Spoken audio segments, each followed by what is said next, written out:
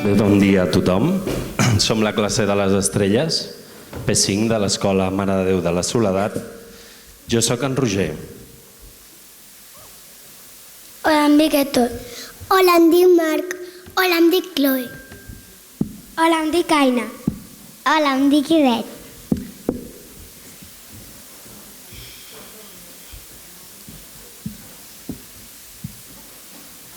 I la pregunta que ens hem plantejat ha estat: Com pot entrar la llum del sol a la classe?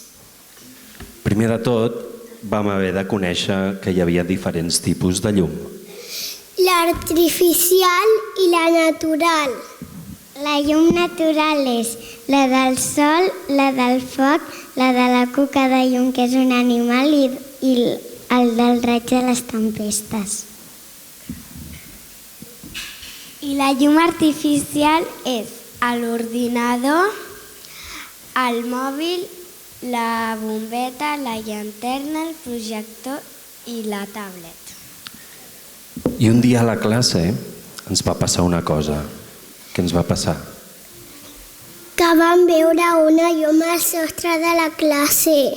I vam veure que la Marta, que és la nostra mestra, va moure el braç i si el movia cap a la dreta, cap a la dreta. O sigui, la llum anava cap a la dreta. Si anava cap a l'esquerra, cap a l'esquerra, i si anava cap al mig, cap al mig. I d'on sortia aquesta llum? Del rellotge de la Marta. I com podia ser possible això? Això ens vam preguntar. Aleshores, per entendre el que estava passant, vam portar un material de casa. Eren els miralls i vam experimentar una mica perquè el Roger va portar el projector i amb els miralls vam veure que com el projector, com ha dit l'Eina, que feia llum, doncs rebotava.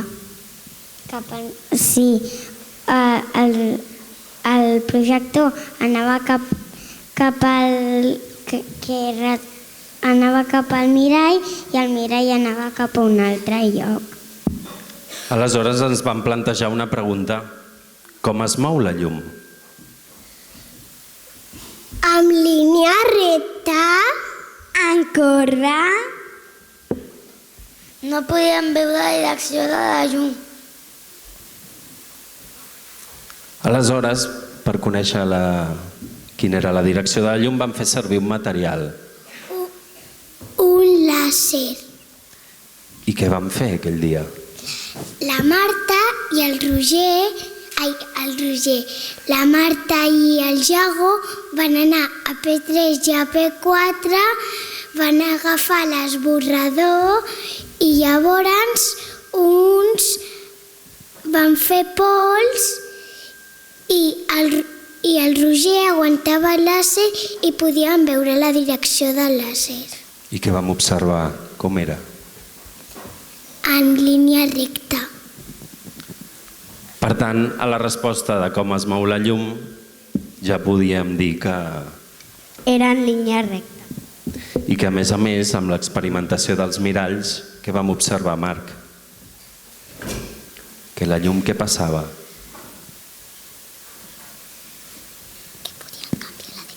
Que podien canviar la direcció de la llum.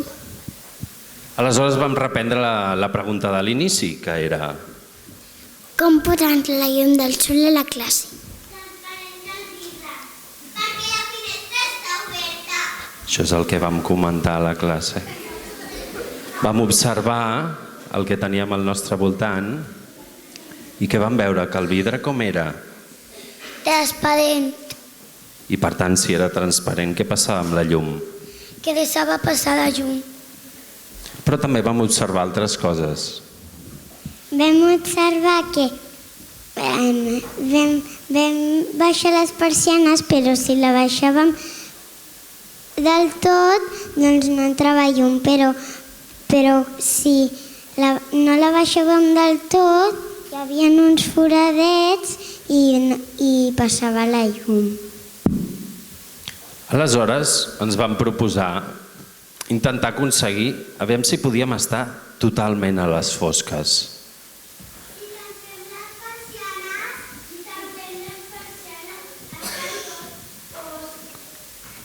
Aleshores, què vam fer? Vam baixar les persianes de la classe, les persianes de la sala de jocs, les del passadís, vam tancar la llum, però seguia entrant llum del passadís. I vam anar a llocs, vam baixar i vam anar donant idees i el primer vam anar a la galeria, però hi havia una cortina i passava llum.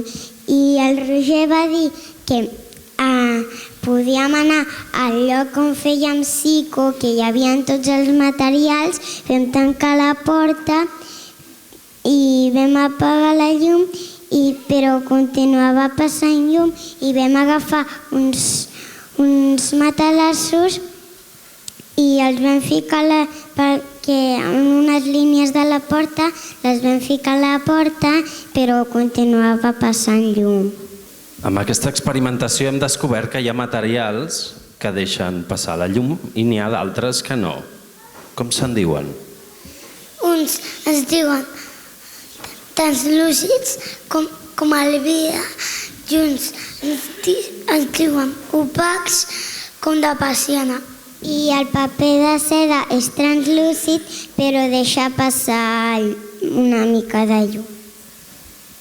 I la tela de roba, si li fiquem 2 capes, és opac.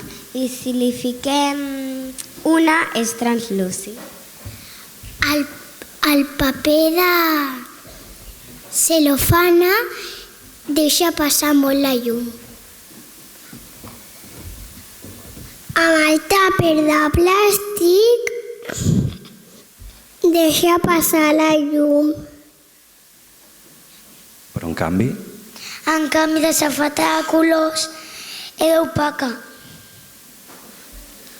I amb aquest experiment ens vam donar compte que si situàvem un objecte davant la llum, què apareixia?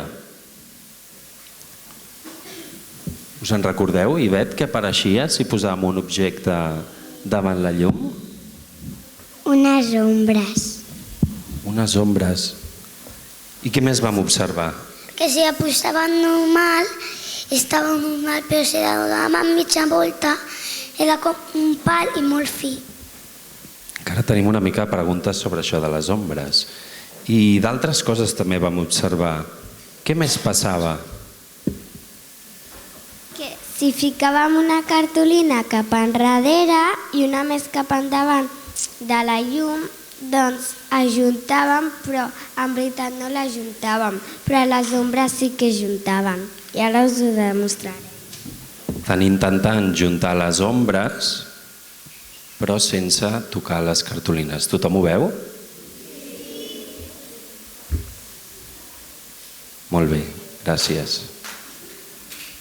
A més, vam acabar amb una experimentació lliure amb llanternes que va portar cadascú de casa seva i a veure, Aina, si ens podeu comentar alguna cosa que vau observar.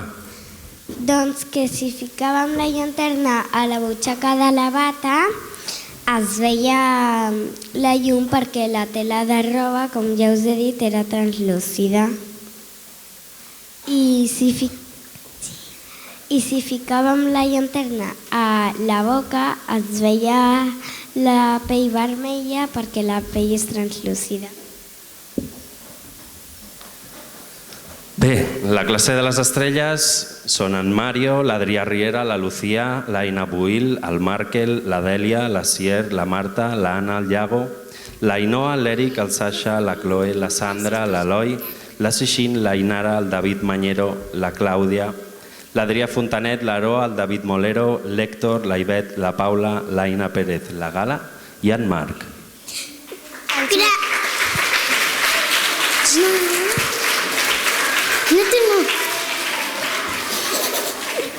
Els mestres que ens han ajudat han estat la Marta i en Roger. Gràcies!